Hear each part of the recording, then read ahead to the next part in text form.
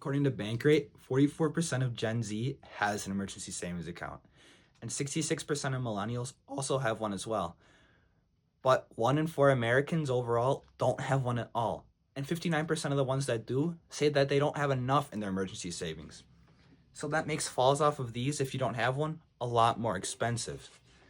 So they chalk it up to two main reasons. Number one being high inflation, and number two being high interest rates.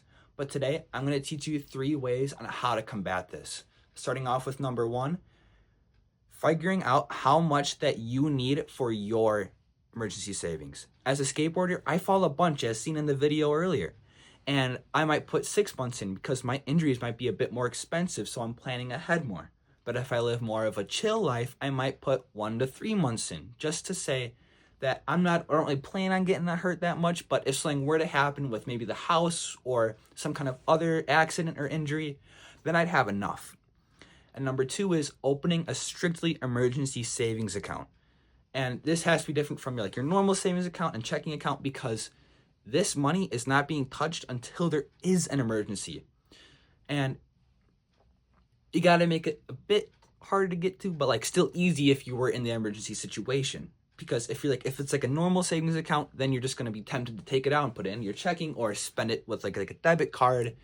And that's not going to leave any in your emergency then. So separate it from your normal savings and keep it like that. And finally, for the third thing, you're going to want to set up an automatic transfer. This makes that a certain amount of your paycheck gets deposited into your emergency savings account with no thought required. And this is more reliable than just going into the bank and being, oh, do I actually want to put this in my account this month? And I might just put it towards wants. But you should always set up an automatic transfer, so then you're not tempted to maybe take that out and spend it on something else. Always set up the automatic transfer so it gets put into your emergency savings and you don't have to think about it anymore. And that's just 3 simple ways to start your emergency savings journey. It's important to have an account in case anything happens, because who knows what the future holds. All right. Thank you. Have a good one.